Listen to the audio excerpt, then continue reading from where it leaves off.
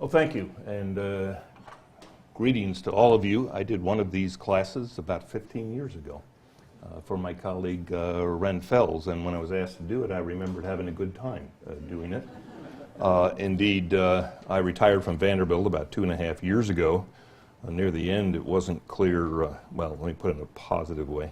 My retirement probably benefited both the students and me.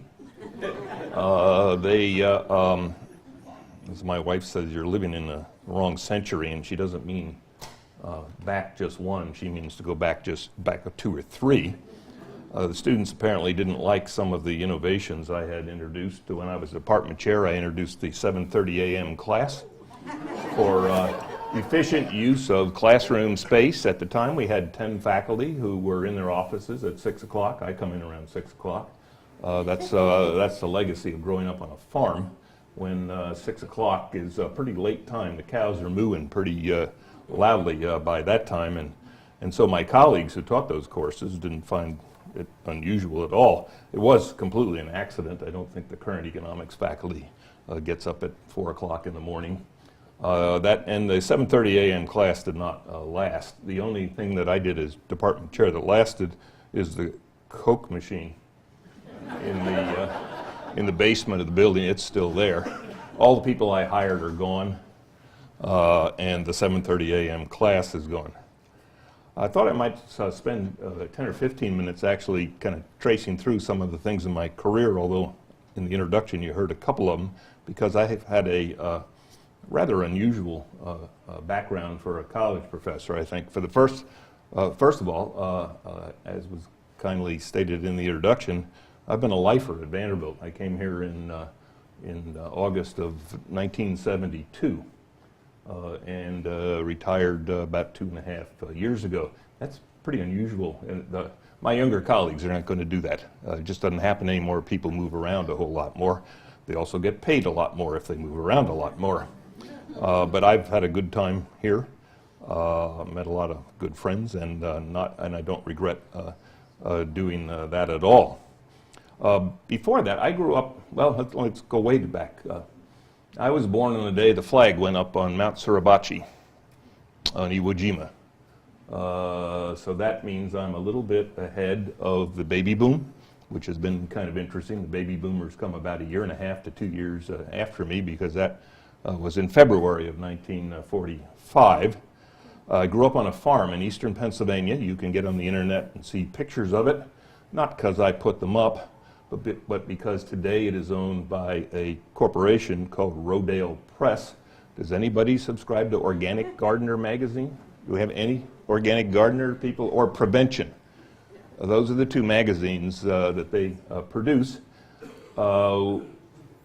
We grew, first our main crop was potatoes, and after that we had contracts with Campbell Soup and grew carrots that were about this big around and tasted like plywood. They are in your vegetable soup. I dare you to taste the carrot in the vegetable soup. There's so many other spices in there. They were interested only in weight, volume. They need something to put in the soup so that it doesn't look like they're selling you broth. We also grew parsnips. Those were even worse tasting carrots, or non-tasting carrots. During those early days, I'm the only son of 2 only children. I lived on a farm that was deeded to us by William Penn's son in about 1690. The farm shrank from 10,000 acres to around 400 acres at the time I was on it. There was a day, I think it was in the summer of '63, but it might have been '62. I actually was back visiting there just a few years ago with a high school friend of mine, and I pointed out to him where the cultivator was sitting at the end of a row when I was kind of looking up at the sky, wondering if there were other kinds of jobs. Indeed, there are other kinds of jobs. But if you're the only son of 2 only children in a family farm that has been in the family for 9 generations, there's some rocky times ahead to get out from that, quote, responsibility. My father did not speak to me for 5 years after that. He was not a particularly nice person, so that's not the worst of things. While I worked on the farm, I drove what some people call a big rig, 18-wheeler. I just got a pickup truck about a year ago, first truck I've had since the previous one. I told the salesman the truck I had before had 14 more wheels on it than the one. I got a little Ford Ranger. Everybody keeps asking, why do you get a pickup truck? Because I can. And now in a year I've driven it 1,000 miles. It's not getting heavy use. Drove a big rig through New York City out to Long Island. We delivered stuff to Rockview State Penitentiary, which is right about 4 miles north of Penn State in the middle of Pennsylvania. Watched the inmates pick the carrots. They told us to dump the bin boxes loose. We went loose carrots, and remember hearing my father on the telephone saying, "It's not a dump truck." It was not a dump truck, and they just said, "Do it." So after we had paid to have the carrots graded and put into these 4x4x4 bin boxes that are handled with a lift truck, we dumped them loose into the trailer, and I had no idea what was going to happen when I got there. When I got waved through the security gates, they had those mirrors on little wheels like if you went to Berlin 25 or 30 years ago to make sure, I guess, I wasn't smuggling guns or knives or something into the inmates. And once I got there, out came about 10 guys with a peach basket under their arm, and they picked the carrots into the peach basket one by one. I used that as an example in classes for many years. Those people, I found out from somebody there, were paid 9 cents an hour. And when you're paid 9 cents an hour, you tend to use relatively labor-intensive processes. When we delivered the carrots to Campbell Soup, my first time there, actually my first time there was with tomatoes. They're loaded to a peak on the truck, and I wasn't that good a driver. Eventually I got to the point where I think I could still probably back a big rig into a loading dock, although I think it's like a bicycle, I'm not sure. But in any case, I was trying to back in and back up to try to get closer and closer to this trough of boiling water they were throwing the tomatoes into, and by the time I satisfied myself that I was close enough and started to get out of the truck, they were screaming at me to get out of here because while I was going back and forth, they had unloaded the truck. The whole thing. This was a crew of guys paid piece rate. When they unloaded carrots, the same thing happened to me. A guy with a lift truck was actually picking the bin boxes up while the truck was moving. Not very fast. I was backing back and forth, and they were just disgusted with me because they were getting paid by the ton. And they make a lot of money. Those guys made a lot of money back in that time period. For that time period by working very fast. It was a good experience to drive a tractor trailer. I always stopped at the Comac Diner on Long Island. Anybody from Long Island? We have, where the Comac Diner is. We go through New York City in the middle of the night. The Holland Tunnel is just as full at 2 a.m. as it is at 8 o'clock in the morning. The only difference is there are no cars. There are only trucks, and they're all trying to get through there. While the commuters are not trying to get through there. They want to get to their destination. We had to get back through the city between about 11:30 and 1:30 or so. There was a little window where most people had gotten in and had not started to leave again. Well, that is I don't know how many college professors can back a big rig into a loading dock. There was one blocking us at TPAC about a year ago, and he kept going back and forth, and my wife said, "Well, you want to get out and offer to help him?" I said, "No." And I didn't mean that I didn't think I could do it, but I meant I'm not sure that he really wanted any help in the same way that my wife retired about 2 weeks ago. Yesterday morning, the first day we were both home together, I was watching CNBC about 8 o'clock, and she walks in with my car keys in her hand and says, "I think you'll need these when you go to the office in 5 minutes." And so we have an arrangement of not too much togetherness might lead to a longer term of togetherness. I thought I was going to be drafted into the Vietnam War. I went to Penn State to get a master's degree. People don't go get a master's degree before they get a PhD in economics. Today, most of the top programs, including Vanderbilt, do not offer a master's degree. We have a special one for overseas students in economic development, but you don't do these 2 steps. But I thought I was going to get drafted, so I went there thinking I wanted to try to complete something in a year. I did that, and probably the most fortuitous thing that ever happened to me is in mid-August of, that would have been 1968, a guy named Erwin Bernhardt, I remember his name, quit. And normally faculty don't quit with 1 week's notice before the semester is going to start. And they were in a scramble, and they offered me the opportunity to teach full-time as a second-year graduate student, which is almost unheard of. Where I stood on the totem pole was reflected by my course assignment. I taught at 8 a.m. on Tuesday, Thursday, and Saturday. Oh, geez, right. 8 a.m. on Saturday was not the students' favorite time slot for classes. I'm positive they don't have that slot anymore. That actually got me a draft deferment that got me through that year, and then it got a little more complicated, but without trying to avoid the military service, I just stumbled through accidentally, and I did get drafted actually during that year, but the university took the case to whoever you take the case to. I don't know. I didn't have anything to do with it. And by the end of the year, they had gotten my deferment, and then I made perhaps close to the biggest mistake of my life. I switched institutions and went to Wisconsin. You would think once I was sort of home free at one place, I would recognize that this might be where you want to stay. I went to Wisconsin because of certain individual faculty members that did things that I was particularly interested in. After that, I came here to Vanderbilt in the fall of 1972. I remember sitting the first night we were here. I've been married twice. My first wife was with me, and we were sitting on the steps of Alumni Hall, and we still both remember this. The largest roach in history crawled up next to her hand.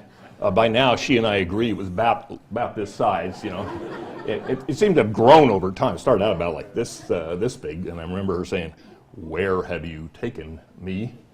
The relevance of that is when my family is unhappy with me, they still use the phrase, "You are acting like a Yankee again," which I take it is not a term of endearment in Tennessee. In 1975 and 6, I had the opportunity to go work at the Federal Trade Commission and then to move to the Council of Economic Advisors, which is in the old executive office building. You're in the White House complex. This was in the Ford administration. I'm proud of the fact that for years I would ask students at the end of the semester on a course evaluation if they thought I was a Democrat or Republican, and I get about a 50-50 split. That to me is where I'd like to be. I was a Ford Republican, which somebody not long ago said, "Oh, you mean you're a Democrat?" And I said, "What?" I said, "Well, Gerald Ford is a Democrat today." And indeed, Nixon, if you've seen the celebrations on TV recently of his, what would have been his 100th birthday, he started the EPA, the Earned Income Tax Credit, opened China. This sounds way left of what is today called a socialist commie rat that we have for president as on Fox News. But indeed, in 1970, this was not way far left. So I guess I like to think of myself as in the middle, which means that everybody dislikes you on both sides. I wrote the section on economic regulation in the 1977 economic report of the president. Alan Greenspan was my boss. We had one major disagreement in that section about whether or not, if you can't price something, the environment, environmental quality, if you can't price something, he argued it's worth zero, and I argued it's worth something that we don't know what that something is.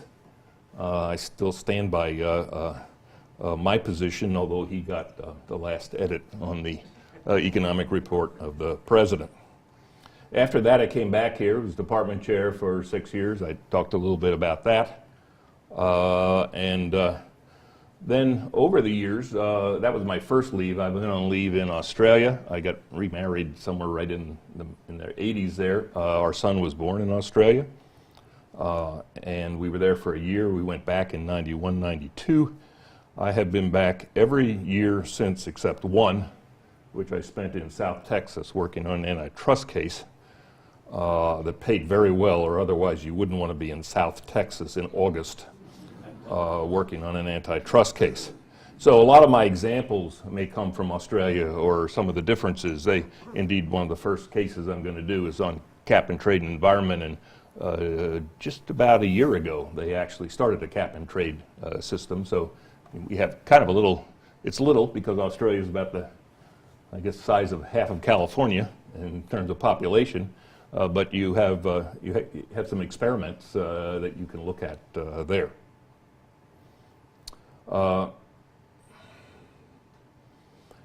In 1996, well, let me back up. In 1969, a colleague of mine, who was kind of my mentor when I came here, named Rendigs Fells, he is the guy who was teaching he's now deceased, but he was teaching one of these courses 15 years ago and invited me to give a lecture in it about sports.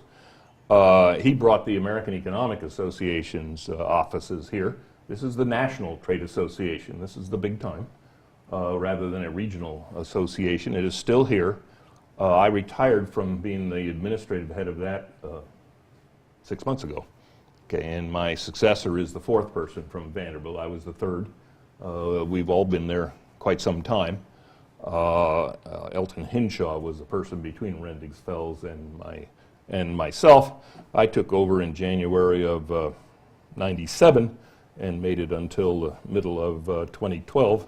When I just thought it was appropriate to find a younger person, and I'm still hanging around. I spent all morning answering questions for him from people, so I'm still sort of a part-time person there. But the best part is I don't have to deal with the political infighting and bickering of employees, and nor do I have to deal with people who write us kind letters about projects that we could spend all our money on. This association, we have $25 million in the bank. That's more than double when the fiscal crisis started. We did not participate in the fiscal cliff, or not the cliff, the crisis. In the fall of 2008, the demand for, mostly we publish journals and run a conference that I just came back from the day before yesterday. We were in San Diego this year. And this is, if anything, maybe counter-cyclical, actually. Some people joke, yeah, you need more economists when you have an economic crisis. I'm not sure that's it. I think it's just that the prices are so low that people pay no attention and just continue their memberships. But we have lots of people that have all kinds of ideas for good things to spend our money on, namely projects that help them, and fellowships, travel grants, and all kinds of things that we don't actually do. So that's kind of the background. Maybe 10 years ago, because as the administrative head of the American Economic Association, I would regularly attend meetings of other administrative heads of professional academic associations. We were a founding member of something called ACLS, American Council of Learned Societies. My wife once spotted my travel documents sitting on the kitchen counter that said that, and she said, "What is that?" And I tried to explain that's an association of humanities associations. Her reaction, she's an accountant, her reaction was, "That is the most pretentious name for an organization I've ever heard." And I hadn't thought of that, but it is actually Learned Societies. Interesting. One of the famous jurists in antitrust is named Learned Hand, and one wonders, he actually wrote I would argue, the key case in torts, and also he wrote the Alcoa case in 1945 in antitrust. He never made it to the Supreme Court because his years to go to the Supreme Court were the 1930s and 40s, and he and Franklin Delano Roosevelt couldn't stand each other. So Roosevelt was appointing, in fact, Roosevelt, you may recall, tried to appoint lots of Supreme Court justices, more than he was allotted, but Roosevelt appointed all the Supreme Court justices during that time period, so Learned Hand never got to the Supreme Court, but nevertheless, the principles that he developed in both of those areas of the law really are landmarks. one wonders, what was your parents thinking in naming him Learned? Did they envision a appellate court judge or something? I didn't name any of my kids Learned, and I was on the right track too. So when I met with these other groups, particularly a group of social scientists, one day a psychologist, actually the psychologist whose name you might have heard, he's named Richard McCarty, he's the provost of Vanderbilt, came to this meeting. He was an officer at the American Psychological Association, and they had put together a cute little book, it is cute, of how psychology helps improve your life or something like that. It was in very thick paper. It had lots of bright colors on it. It was written up in a very easily understood way. I kind of admired it, and we in economics don't have quite the inferiority complex that many other disciplines do about getting heard in Washington, because you probably see people I know on television every day. Not only the members of the Fed, the keynote speaker at our meetings over the weekend was Janet Yellen, who's the vice chair of the Fed. If Bernanke's shot this afternoon, she's the chairman of the Fed. She has no security, incidentally, right now, but she will get some if something happens to him. I had been talking to her predecessor who said, no, they don't care about me at all. If I'm shot, the stock market doesn't go to hell in a handbasket. So no security, but Bernanke has about 15 people around him because they were terrified of the way people would react, for no good reason, actually, but nevertheless, they would react. But you know, with them and the Council of Economic Advisors, you may have seen Austin Goolsbee or Alan Kruger. Alan and I are pretty good friends. And the head of the Bureau of Labor Statistics, and the economists are everywhere in Washington. And indeed, part of the motivation behind this book is that we are everywhere, and we've had our fingers in a lot of things and a lot of changes. And so unlike these other associations, the sociologists and anthropologists always trying to get somebody to pay attention to them, we never gave much thought to this, although when I saw the little book, I thought, well, that's kind of clever. And if we ever needed to kind of promote our ideas a little more and our value a little more, something like that might be cute. I carried it around a bit and showed it to some other of our officers, and they thought that looked like a Mickey Mouse thing you would do in elementary school. Oops. So much for my good idea. And over time, the idea kind of changed slightly. It changed into the book that is up there. This is a much more academic book. We did this the economics way, boring, tedious, instead of flashy and interesting, which was the little psychology book. And so about 5 years ago, I rounded up a dozen colleagues, people who were involved in some changes in public policy that, here's the test I used, that I thought I could get, at least then, 5 years ago, an 80% vote out of the Senate was a good thing. That means it had to be viewed somewhat as bipartisan. Today, I don't think you can get more than, 55 votes for anything, even whether today's date is January 10th. I would think whoever proposed the motion that today is January 10th, the others would say, who proposed that? Oh, I'm against it. Or I'm in favor of it based on what party you're in. Yeah. So what I mean is, if you really use some common sense and get away from the my only goal in life is to ruin your life approach, that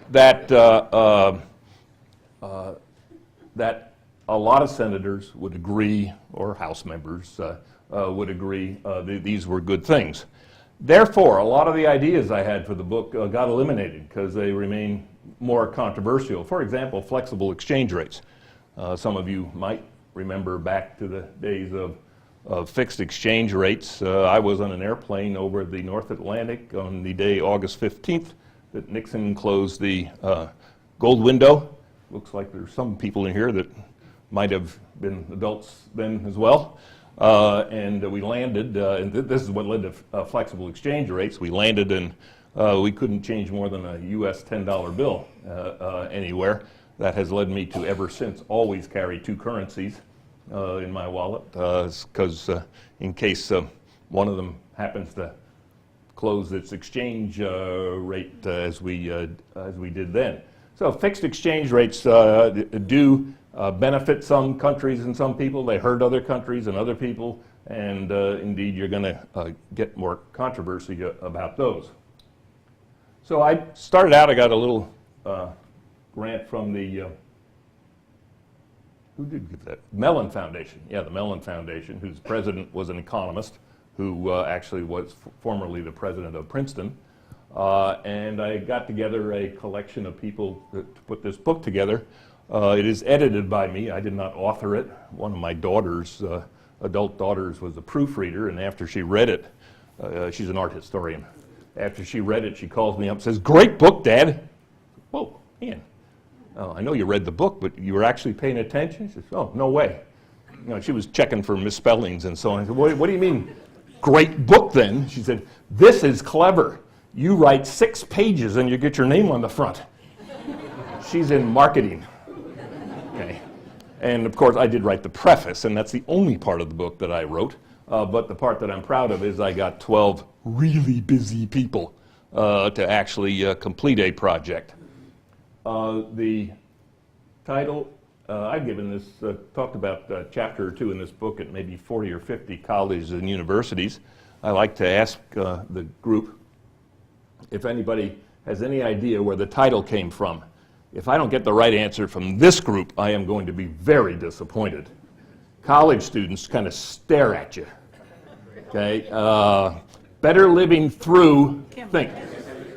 Chemistry? Yes, absolutely, chemistry. No college student knows what this is. And then I say, okay, then what company? DuPont. Very good. I get Dow a lot. That's the first letter is correct. Whoa, wonderful. So which company did have progress as its most important product? That's the other alternative. General Electric. Whoa, this is a lot of fun. You're way better than the Texas Christian and Baylor students. I had no idea. Yeah. And so what's the picture on the cover? When you do a book, near the end, the publisher sends you the cover for your approval. What they mean is this is going to be the cover whether you like it or not. So you don't really, once in an earlier book I had a little fight with them. I lost. It was hopeless. I looked at that and, what? What is that? A chicken in every pot. Okay, it's chickens and pots, right? Not the California kind of pot, but the eating out of kind of pot. Somebody said a chicken in every pot. That's close, B+. It's not a chicken in every pot. That's not the phrase. Look at the picture again. It's not a chicken. It's 2 chickens. Yeah, 2 chickens in every pot. And where did it come from? I was sure I knew. FDR, right? Right, no. It's Hoover. That's right. It's Herbert Hoover. That was his campaign slogan. Indeed, if there is any president whose economic policies is probably ridiculed, as indeed it came up recently in fall of 2008, economists were saying, okay, I don't know what to do, but don't do what Hoover did. Okay, because there were 2 main real problems with Hoover, his policy on international trade, which was basically to stop it. That's not what you want to do. You want to go the other direction in a crisis like that. And while the president is not the Federal Reserve Board, okay, the Federal Reserve Board, the president appoints people to the Federal Reserve Board. The Federal Reserve Board's policy in the 1929 crash is also criticized as probably exacerbating the problems rather than helping the problems. And indeed, what the Bernanke and the Fed have done over the last 4 years is about the exact opposite of what was done in the early 1930s. I think, while there's some controversy, I think most economists, and not the whole population, certainly not all the talking heads on TV, and about the only thing I watch on TV is all 5 or 6 of the cable news stations. It drives my wife crazy because I apparently watch them for 20 seconds and then flip to another one. And Yeah, all have clicker wars. She calls it, give me that thing, the remote control. Her solution now is to leave the room. But as I watch all these talking heads, there's more of them that criticize it than economists, particularly ones on CNBC who, here's, quote, talking head, what is Bernanke doing? His job is to increase my portfolio's value. Well, you need to go back and read the Employment Act of 1946. That is not his job. And indeed, if he could stimulate employment and control inflation by destroying your portfolio, he should do that. That is his job. So people have different objectives. They have different goals. And if you have different goals, you're going to have a lot of disagreement. Among the professional economists that are given papers on the effectiveness of the stimulus at our annual meetings, I would suspect it's about 4 to 1 that think they did the right thing. Some say, like if you read Paul Krugman in the New York Times, he didn't do enough. Others would argue that they did too much. But it's one thing to argue about the size or the magnitude of an effect. It's another thing to go in the wrong direction, which apparently is what happened in the 1930s. So we're done with the title. Why did we do this book? I argue that economics has a profound effect on our way of life and well-being. Indeed, a lot of economic policies affect incomes. There's a strong correlation between incomes and health and mortality rates. Economics makes you live longer. You thought that was the people at the Vanderbilt hospital. No, it's us. It's us that give you the income to buy the services at the Vanderbilt hospital. And indeed, it affects lots of things. There was a paper at the meeting just this last weekend on happiness that one of our staff actually sat in. Found different result than usually they've been finding. There's now a whole area called happiness studies. It's a little hard to figure out how to measure happiness. Mostly this is done on survey instruments, but the problem is, my wife would say in a restaurant when the server comes around and says, "Is your meal delicious?" I always say, "It's okay." And my wife looks up at them and usually and says, "That's as good as it gets." It's okay, meaning, and indeed my kids love to go to movies, and I thought Lincoln was okay. I didn't completely waste my time. Actually, it's about the best movie I've seen in years and years, but okay is about it. So your scale, or my kids' scale on movies, which is they've never seen one they didn't like, and my scale are quite different. And there's a real challenge then when you try to aggregate responses to a survey where people are using different interpretations of I'm deliriously happy and I'm really miserable on this scale. I think there's a case to be made that there's been a lot of economic changes that have helped us to achieve those goals. If you want to get a little more specific about things that we can measure, the one essay in the book that I intend not to say much about is about selling the spectrum at an auction. The reason I'm going to skip it is not because it's not interesting, and indeed I'm about to argue it might be the most important one in there, but rather it's all about how to design auctions, and it just didn't seem quite appropriate for the audience.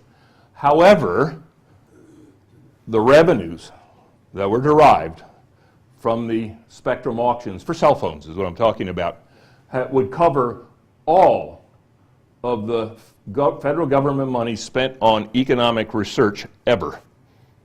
So we have just one policy, and there's 11 other chapters that have other stuff to contribute as well. But that one, just one, will cover it. It's not even close. The revenues are so large compared to all of the money that's been spent on economic research.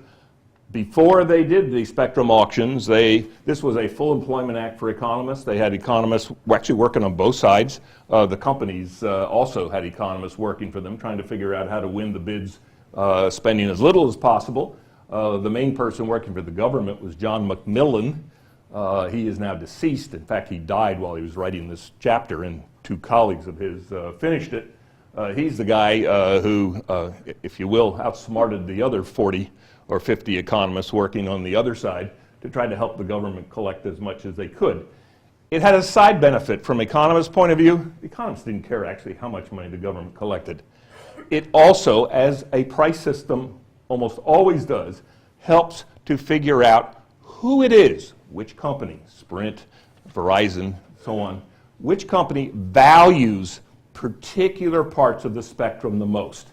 When you hold an auction, the one who values getting the antique lamp or table or whatever it is, if you've been to an estate auction, presumably the person who bids the most values it the most. That's true until you start getting economists involved with strategic models on how to outsmart the auctioneer. And there's many, many different rules you can have about auctions.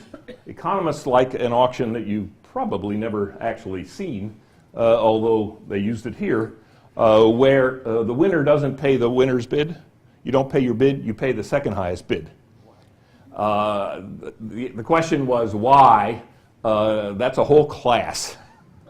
Let me give you the reason without the explanation. The reason is when you do it that way, that eliminates the incentive to try to outsmart the other party. And your best bet in an auction like that is simply bid up to the value you place on it. And a lot of things, another topic I'll get to right, the second one, on placing kids in schools and colleges. It also affects the kidney market and so on. That there also, they have the issue of trying to get people not to strategize, not to, you may remember your kids or grandchildren who are applying to college, and have you ever heard the term safety school? Yeah, anybody, you know what I mean by that? You know, I want to go to Harvard. Actually, Vanderbilt was a safety school for a long time. I think we're probably breaking out of that. When I was an associate provost back in the early 90s, we were still in that category. And we were starting to break out of that, meaning we would get applications. Somebody would apply to Harvard, Princeton, Yale, Brown, and Vanderbilt. What were we? We were, whoops, if I get turned down by all the others, you would go here. What we'd rather be is in that group, and then they also have LSU on the list or something like that as the place that they're pretty confident they would get into. Well, actually what happens when you have people strategizing like that is sometimes you get down to the safety school, but in fact the student could have gotten into a school with higher academic credentials. That other school would have wanted that student, but they end up not there. They end up at the safety school. And so Al Roth, who won the Nobel Prize this last October, he's the most recent one, and he's the only Nobel Prize winner I've written an article with. He designed a scheme where it makes no sense to list a safety school. Okay? I cannot explain it. You can read his chapter. He doesn't even explain it there. It is very technical mathematics. He does explain what the processes do. But actually, he started out with 36 equations in his chapter, and we went through many revisions. I think there's one in there now, and I believe when I asked him if he couldn't get that out, he asked me if I could get his chapter out of the book, so I left well enough alone at that point. But it's really neat what they do. We're going to cover this one, so maybe I should stop at that point. Economics research, we're underappreciated. Here's some of the reasons. You know, if things go well, of course they went well because I worked hard. If things go poorly, they went poorly because the economist screwed up somehow. And I worked hard again, and I deserve all the positives, but it must be the system and the system that economists design. I'm willing to take the blame for the fiscal disaster that we had in the fall of '08 if you give me all the credit for the run-up during the 1990s.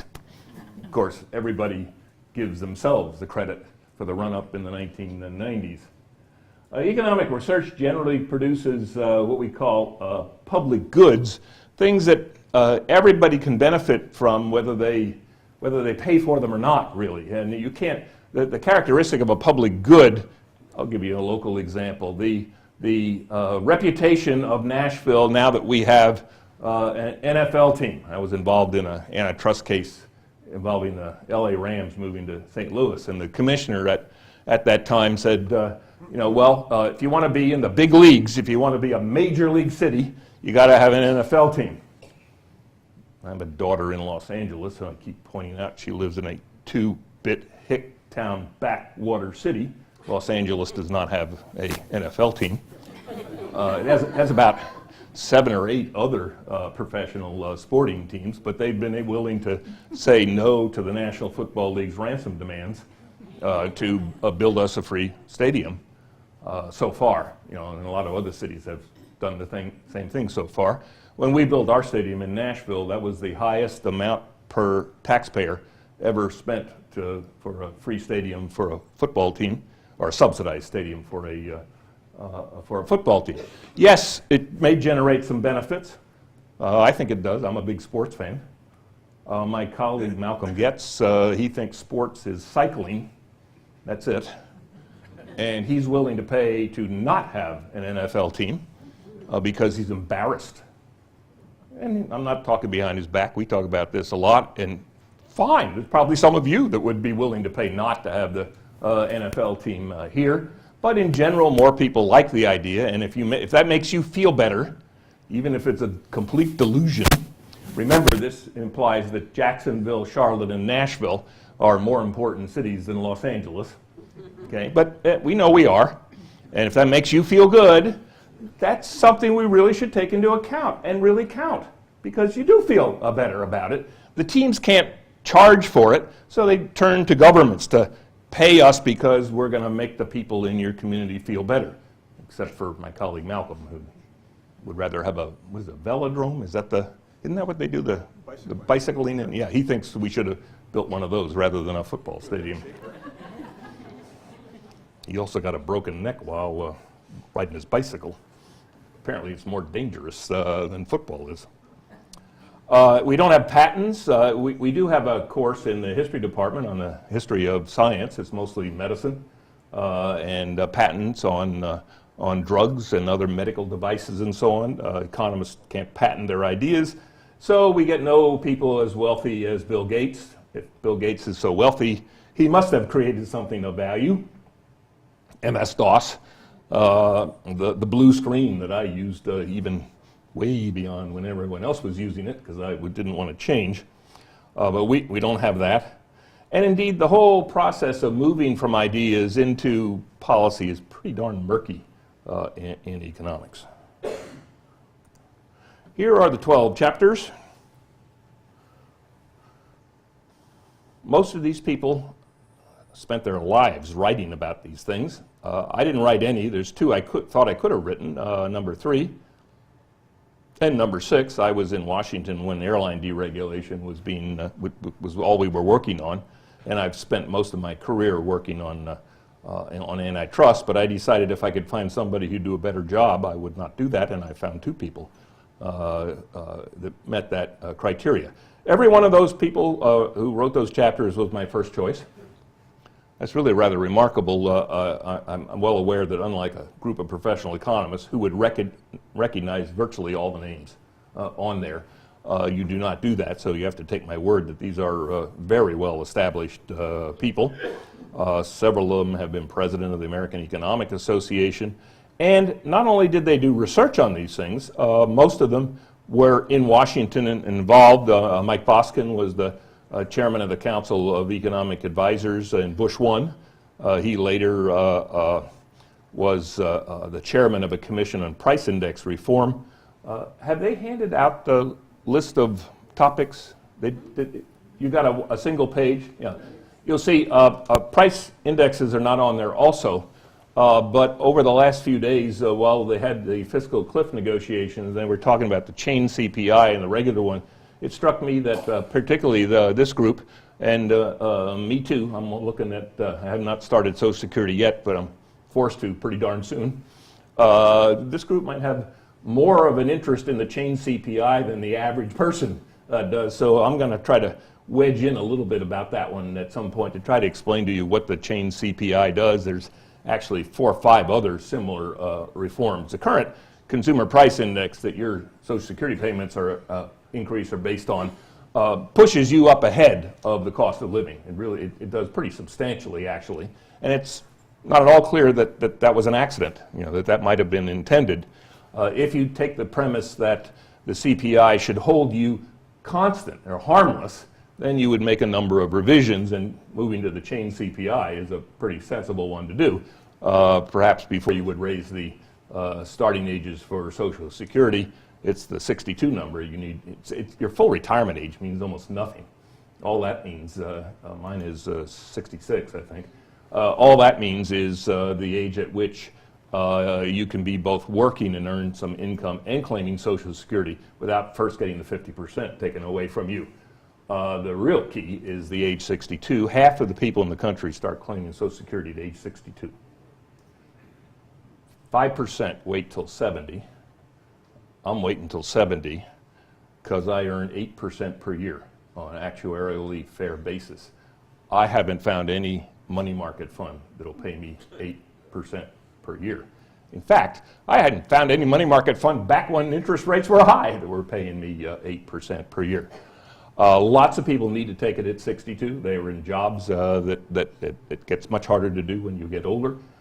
I do have trouble thinking that 95% of our population is in jobs that you couldn't delay claiming your Social Security benefits to closer to age 70. If you put 68 and 69 in there, that does not raise it very much either. By the time you get to your full retirement age, which for many of you might have been 65, some 66, you have the vast majority of people starting to claim. So if they want to make any changes, it's not the number they're focusing on that's important.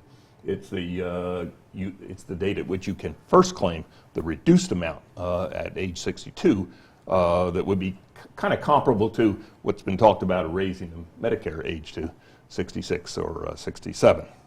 So they're the ones that are in, and we're going to get to all those. I'll tell you a little bit about the authors when we get to them. Here were the also-rans. I had it start out with a list of 40 or so.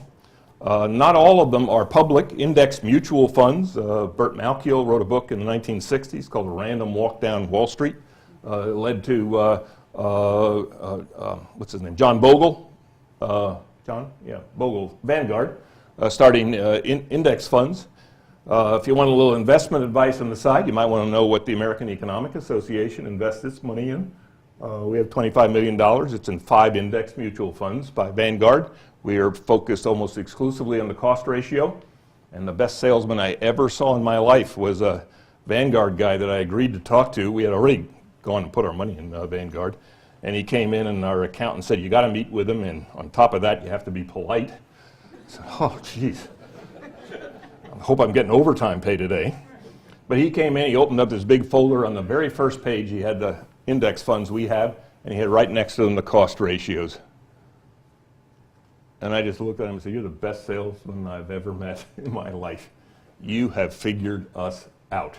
This is not what most financial advisors, stockbrokers are going to start out with, minimizing the cost ratio. They're going to start out with telling you how they can pick stocks. The economists believe you can't pick stocks. And particularly what you don't want to do is go with somebody who's really done well in the last few years. There's a phenomenon called regression to the mean. What you don't want to do is buy high and sell low. If something has done very well recently, it's high. And if you believe that everything kind of flattens out over the long run, sure, there's a Microsoft that comes along, but then there's also a Facebook that comes along, and yes, there's a Google that comes along, and then there's a what's that? Groupon. And my son wanted to buy stock. And oh, jeez, it's been an absolute disaster as well. And if you have inside information, you can do better as long as you don't get caught. And end up where Bernie Madoff is, not for, he didn't have inside information. He even did better than that. He just downright fraud, actually. So the index mutual funds is an idea that's private. During many of you, along with me, lived through the period of mad and mutual assured destruction where Russia, or Soviet Union and us pointed missiles at each other and It said, if you go first before it gets here, you're also dead. And consequently, nobody's willing to push the button to be first, because being second is not a lot better than being first under those circumstances. National income accounting started a long time ago. One of my favorites is the do not call list. A bunch of economists kind of started out with this. We don't have a do not mail list.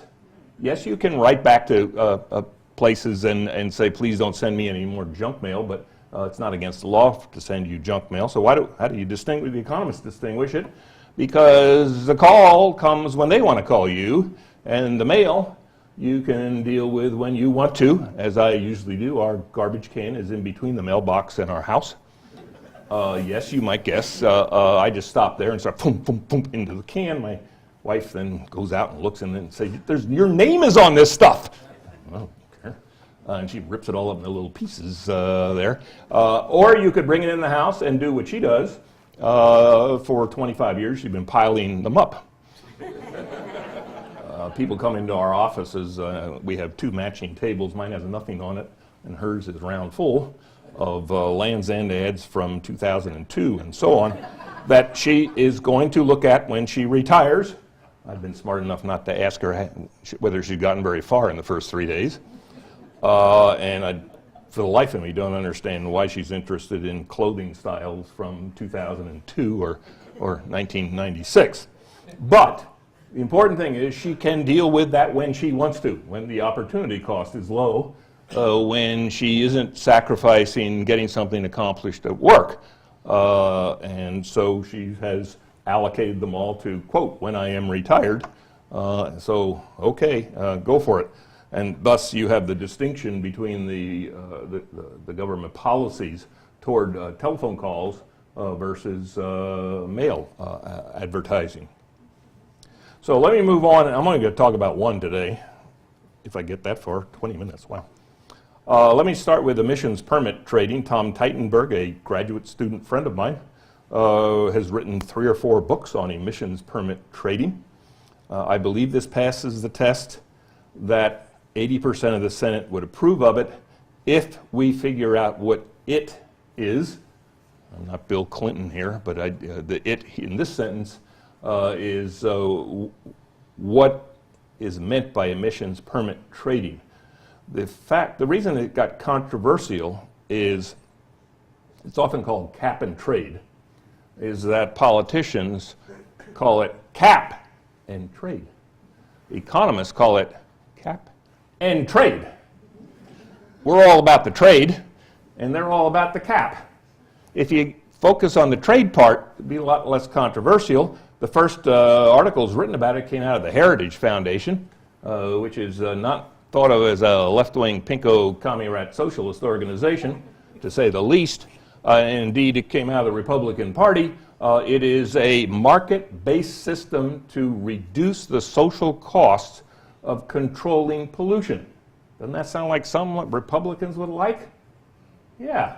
Indeed, they supported it. There were votes in favor of it in past years from the Republican-controlled Congress. But what has happened that all of a sudden the two parties have flipped, and now the Republicans are against it? Well, the way economists look at this is, you tell me what the cap is. I have no interest in determining the cap, and then I will tell you how to minimize the costs of achieving that cap, the cap being how many pollutants go into the air, the water, and so on. And what has happened in recent years is we're never going to get to how to eliminate those pollutants, because the real question is whether we want to eliminate them at all. So that's what the debate really is in the last few years has been. How tight is the cap going to be? Another controversy is that if you use a market-based system to create incentives so that the businesses, mostly businesses, that generate the pollutants that are hardest to control, those are the ones you want to let keep polluting. It's the ones where it's really easy to control them, i.e. new factories. Those are the ones where you want to cut down on the pollution, because it's not as costly to do so. We do it through this system of permits. Of you have to have a permit to spew forth a certain amount of pollution. The economists would like to see the permits bought and sold. And if you have a factory where it's really expensive to cut back on pollutants, you might want to buy the permits instead and be allowed to pollute. Somebody else that has a new factory says, hey, I could easily design some pollution control into the design of my brand new factory. They would be willing to sell you their permits, okay, because it doesn't cost them much to reduce the pollution, and they want the money from you for the permits. The other big issue is how do we distribute the permits in the first place? And different administrations have had different policies. Some people suggest we take the permits up in a helicopter and throw them out and let the helicopter blades scatter them. That's one option. Another one is distribute them equally. Everybody gets one, or 6, or 12, or whatever you want. Another one is you could give them to the people who, quote, need them the most. That has the problem of me claiming I need them the most, because I want them, because I want to sell them. Economists like the idea, however, of auctioning them off, because that has the side benefit, and one of our two political parties tends to like this too, of collecting more revenue, i.e. it's an alternative to a tax. The lottery performs the same kind of function. It is essentially an indirect tax. If it's difficult to figure out how to distribute the permits anyway, why not solve two objectives with one? And that's also a harsh item, a contentious item as to how you're going to distribute them. The basic idea here, we started out when Nixon signed the Environmental Protection Act. Yes, that left-wing pinko commie rat Richard Nixon signed the Environmental Protection Act. We started out with controls on quantities. That is, nobody can throw more mercury or arsenic in the water than X. This has the problem that some companies, for whom it would be very expensive to get down to X, will just close up shop.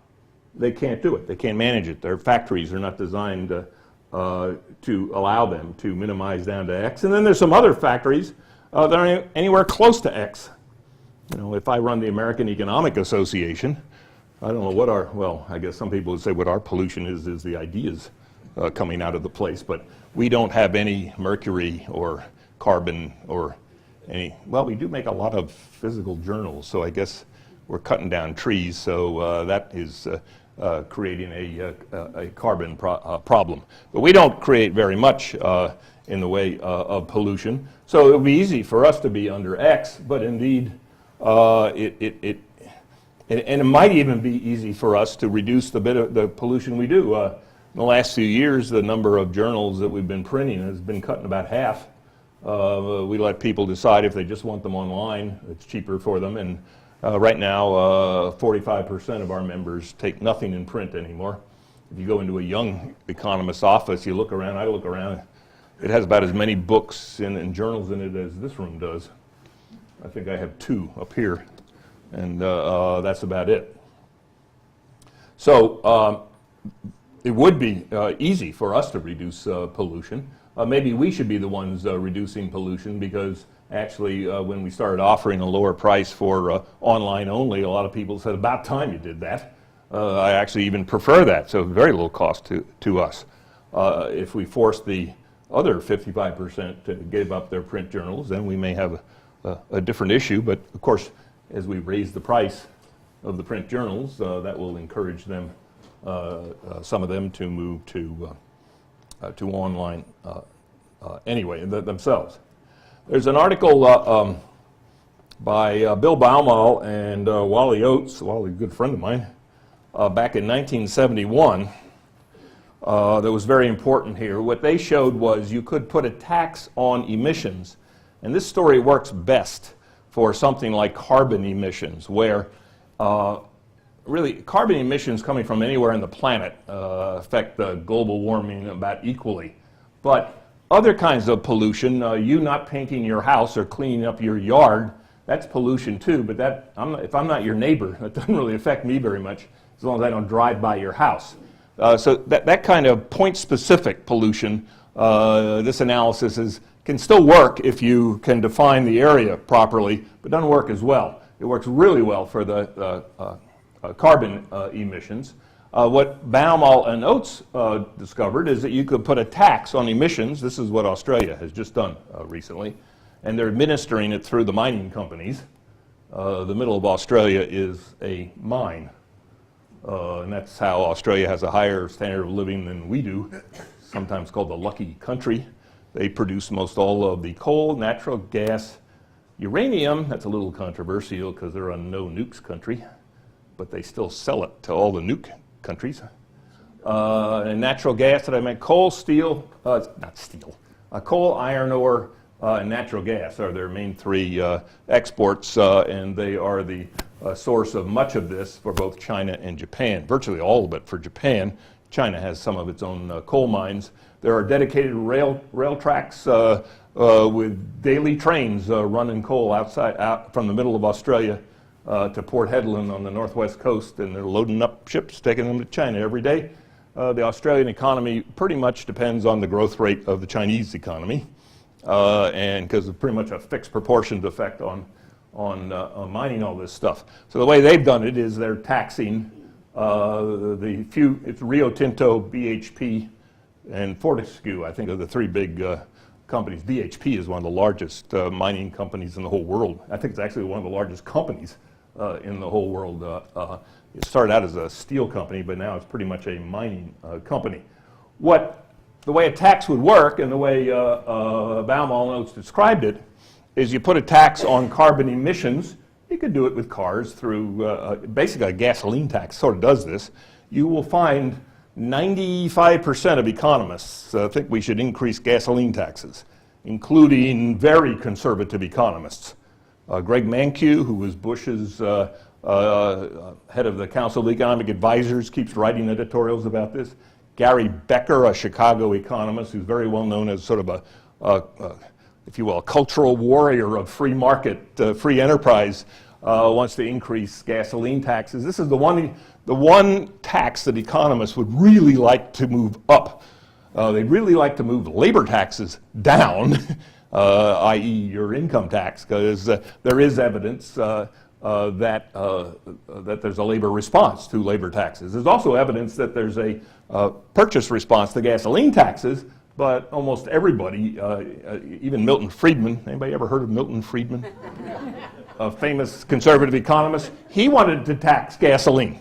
He recognized that there's externalities, that if I'm riding my bicycle right behind your smelly old car and you're almost gassing me to death, we need some system for you to appreciate the emissions. I could pull up next to you, open the door, drag you out, wrap your head against the side of the car. I'd probably get arrested for that, but that would help to internalize the externality. If I told you next time you spew forth all that carbon, I'm going to do the same thing if I'm not in prison. Instead of doing that, you put a tax on it.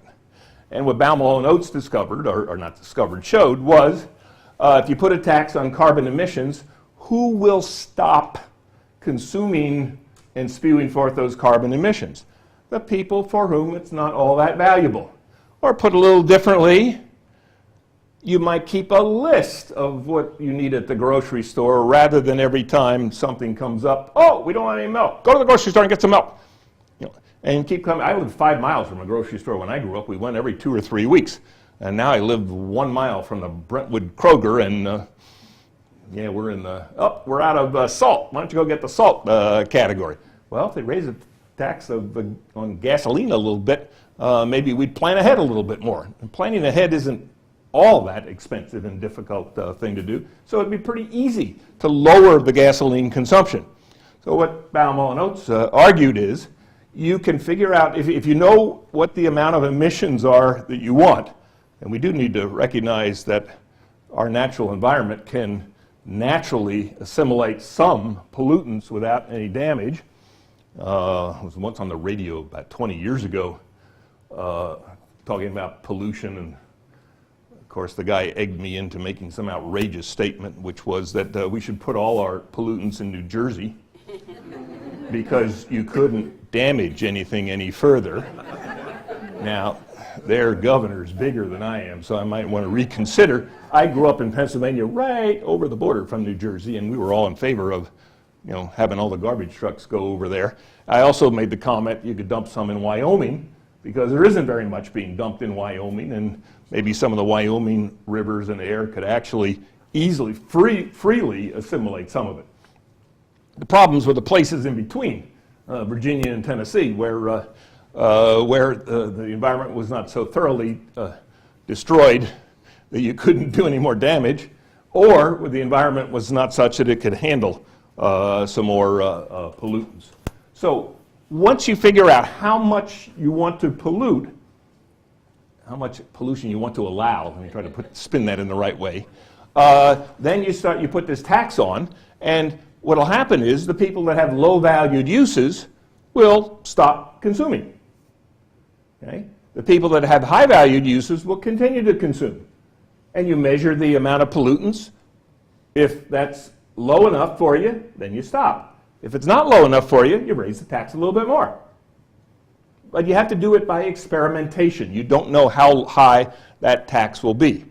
A different example is many of you, unlike, I can't use this example with undergraduate students anymore. In fact, it's an example from telephones. They don't even know what the term long-distance call means. Try it with your kids or grandchildren. They just look at you like, what are you talking about? But years and years ago, you may remember that we had a three-tiered phone system. Highest rates between 8 and 5 during the daytime, middle rates 5 to 11, I think it was. And then it would go down to the lowest rates between 11 and 7 or 8 in the morning. And I always said, well, this is when students can call their girlfriend, boyfriend in a different city. They're up anyway. So why not? When we're using lines, physical lines with capacity during the daytime, when business calls are being made, if you want to try to make more calls, maybe we have to put up more lines. That's really a serious expense. When if it would be easy enough for you to be deterred into waiting till the middle of the night, the phone call was basically free. And we did that with a different price system. This has also been done with electricity. France was the real innovator with electricity. Actually, back in the 1800s, France started to have differential prices based on peak load capacities. In the United States, we deal with this a little bit because of our time zones differ. And right when, if you live in Cookeville, the electricity will be going in one direction when the people in Knoxville get home and turn on their stoves first. And then an hour or so later, people in Cookeville get home, turn on their stoves, and by then dinner's cooked in Knoxville and the electricity starts going the other direction. Having time zones helps you a little bit with this kind of problem, but we've done a lot of it with pricing. The same thing with the pollution. Try to raise the price and discourage use. I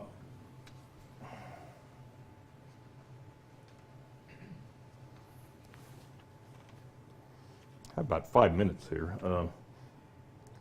Let me go on to talk a little bit more about, I'm presuming you're unlike undergraduate students who would be really miffed if I didn't say let's stop right now. Yeah.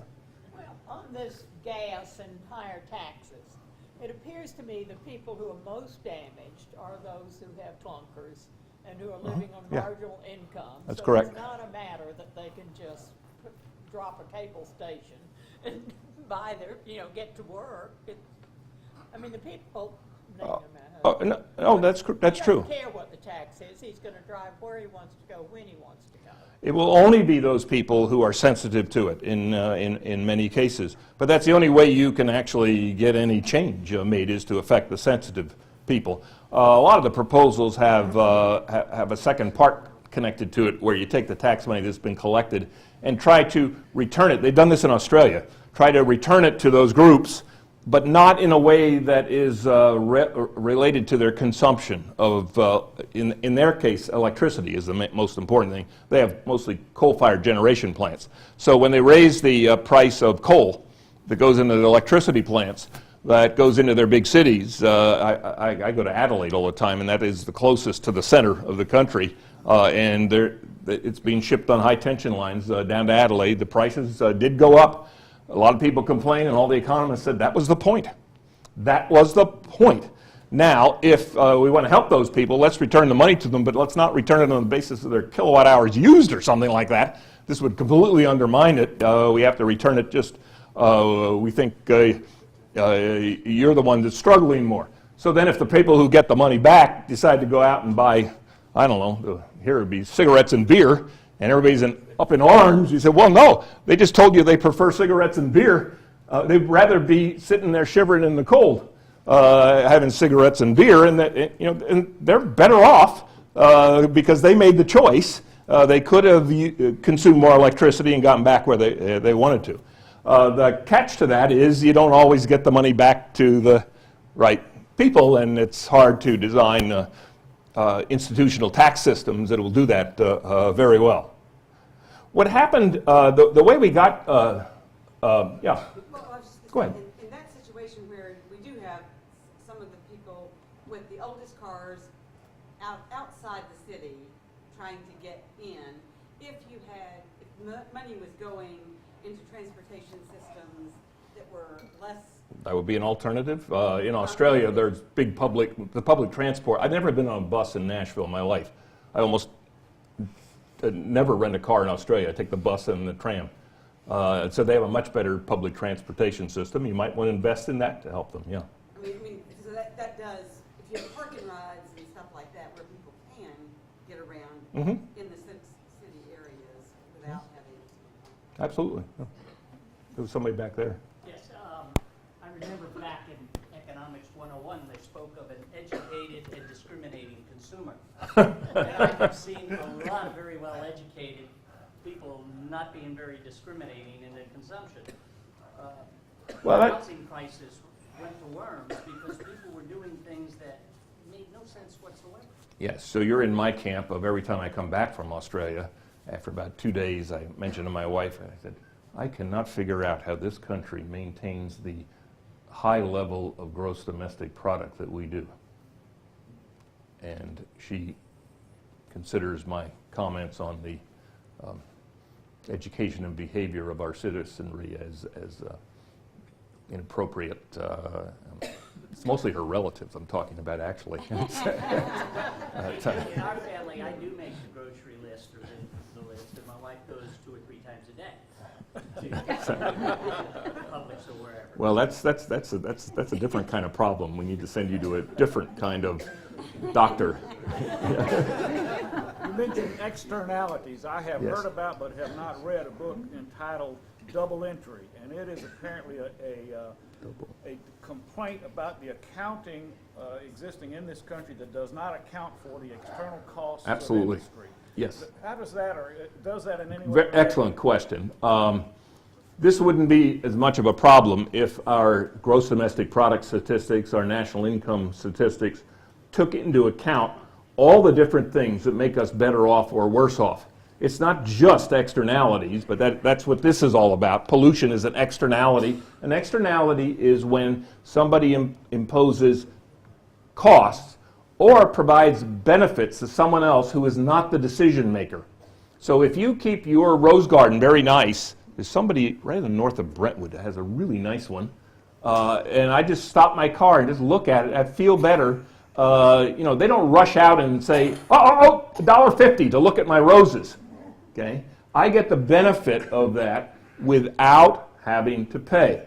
And similarly, let's go back to the car example. Cars, particularly go back to my 18-wheeler truck, which kind of tore up the roads a little bit when it was loaded. That creates an externality. We all have to pay to repair the roads. It also, it was a diesel and it had big black smoke coming out of it, more externalities because other people breathe them.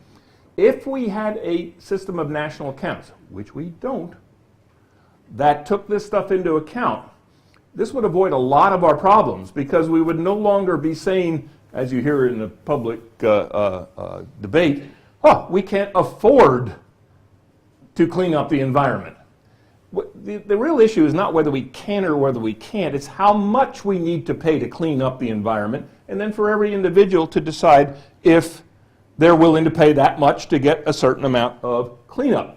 If it all was priced and put into a more aggregate measure of welfare, well-offness, and so on, this would take care of itself. There are lots of economists trying to do this. The problem is that externalities in particular are a problem because there's no prices on them. You don't know, I don't have to pay $1.50 to look at your roses, and you don't have to pay a certain amount to spew diesel smoke into the air. If we had prices on them, we could multiply that times the quantity, and we could work that right into our economic income statistics. Counting. But it is an accounting issue. My wife's an accountant, and we often have interesting discussions. People at that point usually look at us like, what? But a lot of the interesting discussions that accountants get into is how to value unpriced things. When I first met her, I remember a discussion we had of how should airlines price their frequent flyer obligations, where you don't know when somebody is going to cash one in. And at that time, they were valuing them at the price of a meal. If that were still the case today, it'd be zero, of course. But today, they don't do that. Today, they try to estimate the foregone revenue that is likely to occur when you take someone else's seat using your frequent flyer miles. This is quite sophisticated stuff. This is not debits and credits accounting, which one's closer to the windows and which one's closer to the doors. She hadn't done that stuff for 30 years, for heaven's sakes. The really interesting questions in accounting are difficult, and they're often pricing unpriced assets. Very hard. I think we're out of time. I'll just start right here and start going through these. We may not get through all of them by the end of the course, and I was asked to actually add one that's not in the book on college sports, which is the last article I wrote is about college sports. Was that passed out to you? There are two versions of that. You have the short and simple version that was written for a magazine that college presidents read. So we had to reduce all the words to single or two-syllable words. There is cited there the real thing, double the size, all the footnotes and all the details. If you are really interested in it, you could go to that. Finally, let me mention the book. It just came out in paperback, and that had been our goal. It's now, I saw it on, what do you call it, Amazon. I think it's $21 if you want to. You can also get the hardback used for $9. Interesting. Interesting. It is. It's a Kindle. Yes. Actually, my assistant this morning said, "Hey, look, it's on Kindle." And did you do that? Yeah, right. No chance. I had no idea that it was out on the Kindle. But that's except for the last day, we're going to go through these chapters.